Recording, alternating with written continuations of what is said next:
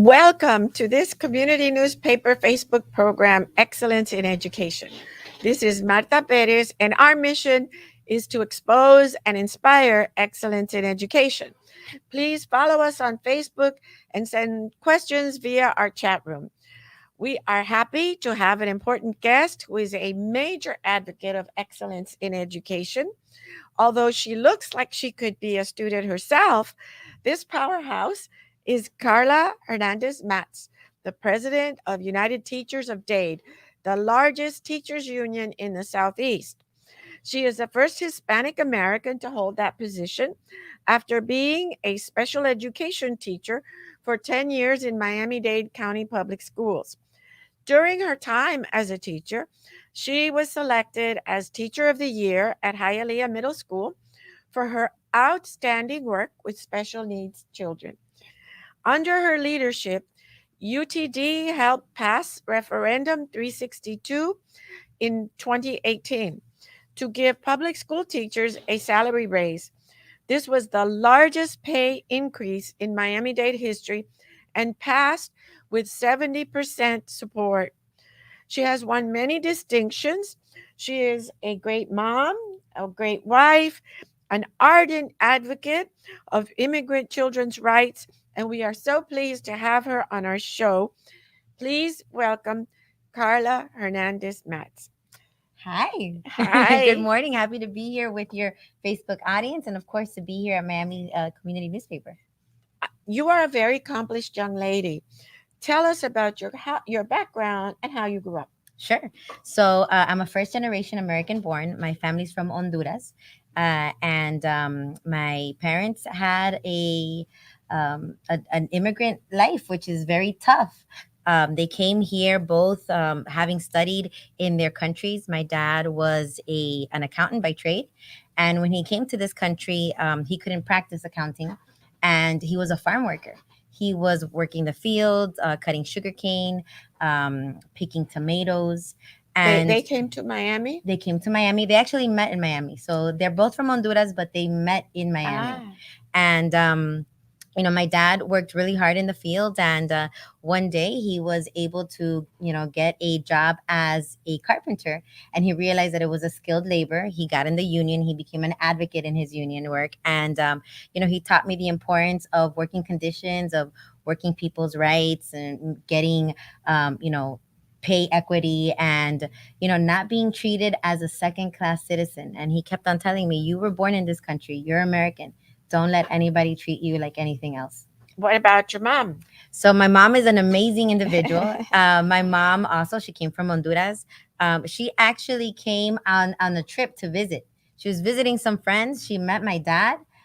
They fell in love, and she decided to stay a little bit longer. Oh. And I had the fortune of actually growing up with my grandmother. My grandmother came a few months before I was born. And your maternal my maternal grandmother, Abuela Elia. And she helped to raise me. She did everything that she could. She grew up in poverty. She had 9 children herself. Because she was a woman, in a lot of our Latin American countries, there are no children's rights. They're lacking women's rights. And so as a young girl, they didn't feel that it was important for her to go to school. And she never went. She never got past 3rd grade. And so but she was really smart, in so many other aspects. Maybe not book smart because she couldn't read, but she was street smart. She was life smart. And so she taught me probably the most important lessons that I have learned today. And she really focused on the fact that education was key, that education breaks poverty cycles. And she made sure that all of her 9 children went to school and graduated. And she made sure that she supported me. And so I remember when I would come back, home from school, my grandmother had the merienda. She had a snack. She took care of me when I got sick. She did everything else to give me the time so that she could say, okay, now it's time for you to go do your homework. So I can't help you with your homework, but you need to go and do your homework because I've prepared everything else. So she was amazing. She taught me how to pray. She took me to church. She taught me all of the great life lessons. And where did you go to school in Miami? Yep. So I'm a product of Miami-Dade County Public Schools. Uh-huh. I went to South Hialeah Elementary. Oh, I went to Miami Springs Middle. I graduated from Miami Springs Senior High. okay. Then I went to Florida International University for my Okay. bachelor's, and my master's is from St. Thomas University. Okay. And do you have siblings? I do. I have two older brothers. So Ah. I'm the youngest and the only girl. I have a brother. My oldest brother, his name is Edwin, and my second brother is Jose Carlos. Good. And Karla, how did you were a teacher, a special ed teacher, very successful, teacher of the year, and how did your career evolve to make you this powerful woman that you are today? So I tell people that I never grew up thinking that I would be the union boss. That's How not. and your how does your grandmother feel about this? You Yeah. know. So it's interesting because my grandmother, without putting titles or anything, because these titles didn't exist in those times. She was very green in the sense that she had a green thumb. She was an environmentalist. She cared about, nature. But she also cared, because of her upbringing, about children's rights and women's rights, because there's a lot of things that she could not do as a woman. So all these little nuggets kind of, they were little seeds that grew, and helped me become the person that I am. And so when I graduated from high school, for 10 years, right after graduating from Miami Springs Senior High, I did a lot of humanitarian work where I would go back to Honduras, which Oh, is where you my did. family's Oh, from. Yeah. okay.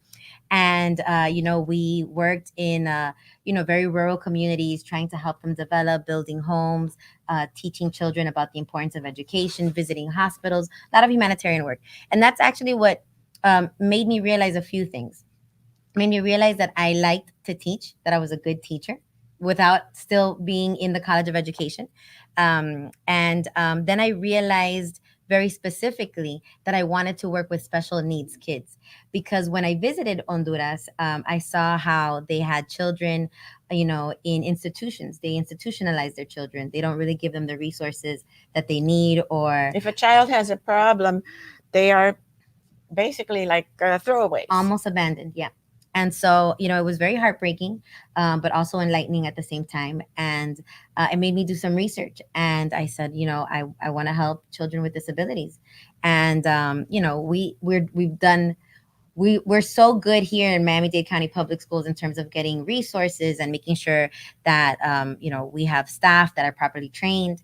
And there's still so much more that we still have to do, because, I still feel like sometimes we're treated like the redheaded stepchild. We're in the back. So, Yes, yes, yes, so there's yes. still a lot of things to do, but that's where my But advocacy work. it's such a humanitarian thing, because I know that whenever we are contacted by parents of special needs children, those parents are so desperate to help their children, to help them achieve, and it is a gone. So then, how did you become the boss, So the I was a, big boss? so I You're the was so big I was boss. just an activist. I cared about my profession. I cared about children, and making sure that parents knew their rights. Of what they needed to be advocating for their kids. But Um, what do you mean when you say I was an advocate? What did you? just making sure that parents knew that they had rights, that when they came to their IEPs meetings, and that they advocated for their kids, that there were things that they should be asking for, they should be doing, because sometimes when you just don't know the laws, or what exists, or the programs that are out there, you just don't advocate for what you just don't know, right? They don't know that they can advocate for certain things because they just don't know. But as soon as I was hired from Miami-Dade County Public Schools, I became a union member. I signed. I said, "Yeah, I want to be part of a professional organization that cares about my rights, our contracts, and making our profession stronger." And What year did you? What year was that? 2003. 2003. 2003, Okay. yeah. Okay. And so, I became a union member, but I was, just kind of getting my feet wet, right? I was learning the trade. I was learning to be an excellent teacher. I was learning how to manage student behavior, all of these things. And one time, it was during the race to the top. We had a bit of contention, which is not unusual for a district this big.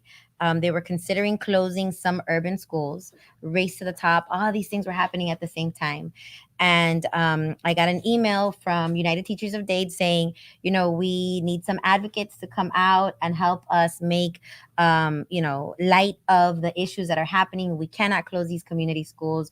We have to protect our students and these neighborhoods. And so I said, yeah, I'm gonna go. And I took signs, and I was standing on a corner, and I was being I was doing what you do in a rally and a protest, right? Trying to make sure that people understand what the issues are. And I met Frederick Ingram like that. And Uh-huh. he noticed me. Ah. And he said, what school are you from? And I told him a little bit about myself. And then he saw me in a few more activist activities, right? And for those who don't know, Fred Ingram was the president of the union right before you, Right. and now he is the president. No, of, he's a secretary treasurer for the American Federation of Teachers. Wow, even a bit. But before that, he was the president of Florida Education and Association. now he Yeah. is in the national. National, yeah. Okay. So, a product of Miami-Dade County Public Schools too, district teacher of the year. Uh-huh. And so he saw me, and so we had a few conversations, and I just got more involved in the union work. And he said to me, kid, you should run for something with me. And so that's how that happened. Oh my goodness! See, we didn't know. I never heard that story. Very interesting. And how were you married at the time? How did that all? How did your career and then having your family? How did that all get? Sure. And I know this is a question. It's funny because when I interview women, I know that that's maybe not a question necessarily that you would ask a man, but it's a different dynamic. So I understand. Different dynamic, because obviously, yes, you had all of these aspirations and you had a career, and then you had this other thing, and then there's a family life that is important because absolutely there's several things that distinguish us. Yeah, that distinguish the sexes. So. Absolutely. So I got married when I was 25. My husband is You were a teacher already. I was already a teacher. My husband is from Latvia.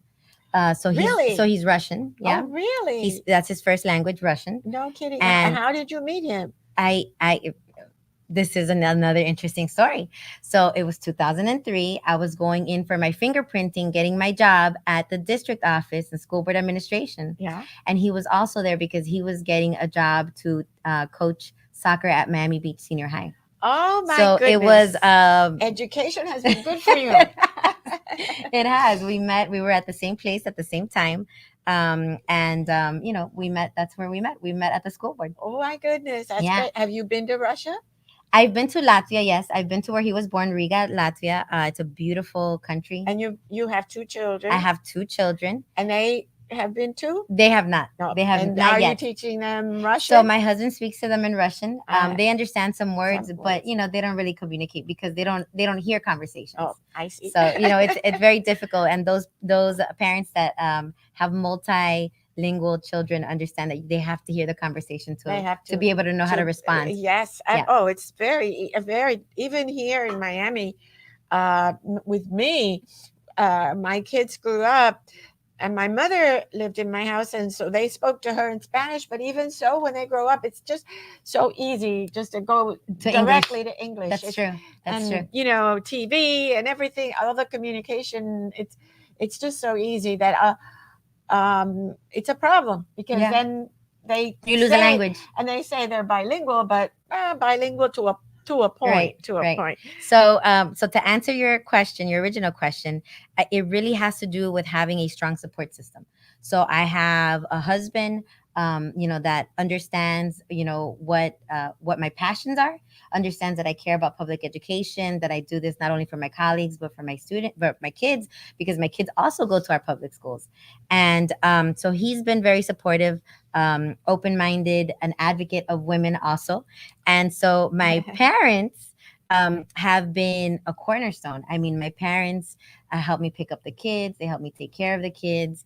And so, if I did not have the support system that I have, it would be very difficult. Yeah, absolutely. But it is very different for women. I mean, I go to conferences sometimes and I take my kids with me. And if I need to take my parents, I take them with me too, because we need that community. We need that, that Absolutely. They're nest. very lucky. Yeah. And it's very difficult because that's not something that's expected necessarily, when men do a job, A job. but we have other things that we have to do as well. Well, great. And you know, well, so you are now the you're the top. And one of the things that is always very difficult in managing organizations is people, I think. And how are you so successful in your job? How do you, so and so had a bad day and so is not getting along and they looked at you crossly. How do you manage people and how did you gain those skills? Because you were a teacher, you didn't study Yeah. to be a manager of people. So that's interesting. My business, my master's is in business management. Okay. So at one point, obviously, you've been doing this for a very long time. You know that it's very hard to, be in an education system when we don't have a lot of support from funding, state. These are things that we always talk about. That it's hard for, education is great in some aspects as a career, but it's very hard, to really keep it as a lifelong career. Karla, it's been so hard this last Yeah. year. I don't know. We are so fortunate to keep the teachers that we have because I know The the burnout pay, is real. but Yeah. the pay, the burnout, the challenges, the mask, the not mask, the parents, the difference of opinions, the kids that are sick, the other. Oh my! I don't know how we Yeah, it's how we very difficult. And so that's now, but even pre-pandemic, there was always things. We were in a recession, so there were a couple of years that we were not even getting raises. So I was like in the middle of all of that. And I decided I was going to get my master's, and I got it in business management because I always wanted to open my own business. So lo and behold, I didn't realize how useful that was going to be for me later. But you have to have an open mind. You have to be willing to learn. There's always going to be a learning curve in anything new that you do, and you just have to go at it really hard and try to be the best that you can So be how in do you whatever aspect. manage people? So I do have an open door policy. We talk about things. And how do you handle, for example, right within your office, people are not getting along, so and so and so and so. Yeah. Those kinds of little minutia, Yeah. but they're important in leadership. Yep. So I am fortunate to work with amazing staff at United Teachers of Dade. It is few and far between, the issues, the personal issues. And I think that sometimes that's what it is, right? It becomes more of a personal thing than really a professional thing. But we have great advocates and great staff that really love the work that they do, understand about, collective unity and, the value of we work to help our education workforce. We want them to have great days. We want to provide them with professional development. We want to be a resource. We want to help them with their mental health if they're having, issues. Just give them advice or give them a nice time. Create an event where they can de-stress, decompress. But have you been doing that? Has the union been trying to create parties or whatever to help their mental conditions of their teachers? So we have professional developments. We every once in a while we also have get-togethers, to do things so people can socialize with themselves and also make connections. Sometimes networking is so important, right? Because you're dealing with an issue that is similar to somebody else's, and then you can kind of brainstorm and strategize on how to make things better. And so that's always really important. And so I think that because we have this kind of idea, this philosophy of how we want to do things with our union members and how we want to help our union members, we try to bring that inside as well. We try to have fun. We celebrate when we can. We have open door policies. We celebrate people's birthdays, retirements. We really care about each other as a family, and like in all families, Sometimes you're going to have issues, but you don't air out your dirty laundry. Yeah. That's something that they taught us in both of our houses. That's right. And what currently keeps you up at night? What do you worry about when you put your head on your pillow? That's an interesting question because I feel like I work so hard and my team works so hard. We have such a strong work ethic, trying to troubleshoot so many different things. There's nothing that keeps me up. When I go home, I feel like I've done it all. You I leave it all I at I I do the I office. we try to disconnect. We when I get home, I have another full-time job. I'm a mom Mhm. and I'm a wife. And I have to make sure my kids do their homework, that they're ready for the next day, that their self-esteem is up, that I'm taking care of them, that they're nice, happy, healthy kids. And so, that is that Do they aspect. realize what a powerful mom they have? I don't think so. I think my son is starting to realize it. A few, maybe like a year and a half ago, right before the pandemic, my son said one day to me, "Mom, I saw a picture of you on a poster in the school. What was that all about?" Very funny. Very. And and uh, one of the things that you said that I have to that you talk to teachers about is managing student behavior. I will tell you, I for my own opinion is that although we teachers, of course, salary is very important, obviously, but I think that one of the things that deters people from sticking to the career is student management Mm, and classroom management and what used to be called discipline that we can't call anymore. And I know that in other countries, in Japan, for example, the class ratio is 1 to 65. And the reason that teachers are able to have 65 students is because those students are perfectly behaved. If a student doesn't behave, they bring shame to their entire family. mm, And you have no idea how many, particularly in difficult to staff schools, how many teachers have come, and it isn't about the salary, it's about classroom yeah. management. How does the union help teachers with that? And how does the union address that as an overall issue? I think that's a great question. So thank you so much for giving it to me. We have professional development courses like managing student behavior that only focuses on that. As a SPED teacher, my bachelor's degree from Florida International University was emotionally handicapped education. So I am a teacher of students with emotional disabilities, and I understand exactly how important managing student behavior is. And we do know that that is something that people suffer from a lot because they're so focused on curricula and they want to make sure that the benchmarks are being met, the standards are being taught. And you can't create a classroom environment that you want where children are learning if you can't manage the behaviors.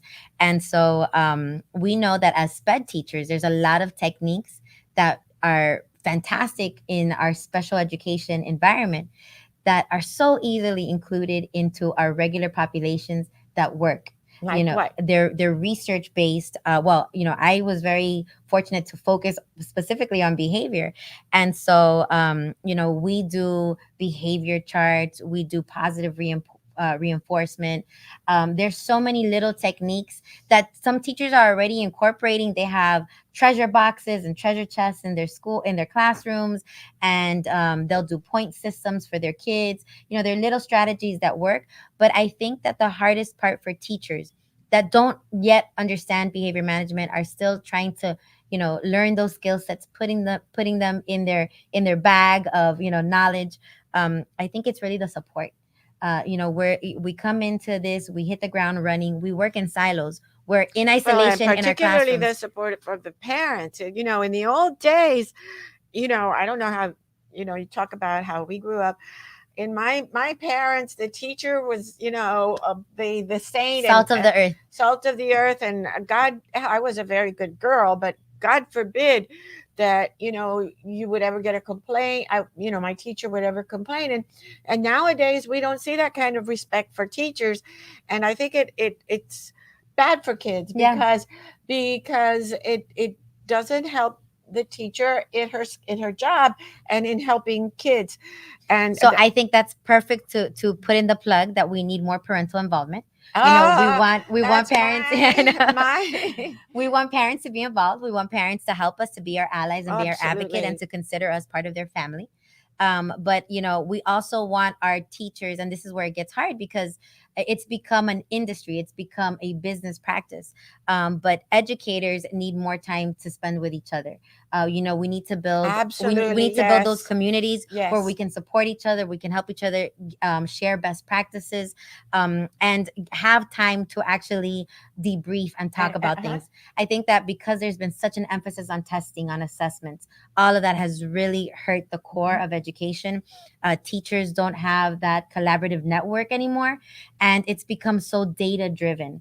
And that's unfortunate because me and you went to school in a time where everything was project based, and now we're starting to hear about project based education and how wonderful it is. That's not new. It's not new under the sun. We've known that, except that It's a politics got in pendulum. the way. It's a pendulum, of course. Yeah.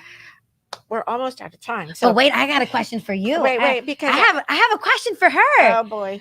So you are the recipient of Oh. the Green Garner Award. Oh, That is thank you. amazing. Do we have like sound effects here? Can we do like the crowd goes wild? Thank you. Thank you. So it's a Thank you. huge deal. Like, I Thank you. think that she's not giving herself enough credit. Oh. It is something that, first of all, you're the first Latina, the first Hispanic, Yeah. the first Cuban American to Yes. get that distinction, Mhm. designation. Yes. So that's amazing by itself. Yes. But tell me about your career and Oh what my got gosh. you to that level I that don't you know. are the first powerhouse to get the Green Garner Award. Oh, well, I'll tell you. Uh, of course, I love education, but I'll tell you, as an elected official, I know that I represent people, and when I knock on their doors and I tell them, I'm going to do this for you, it's such a responsibility. Hmm. So sometimes, it's easy. I'm not a go along to get along kind of I'm not.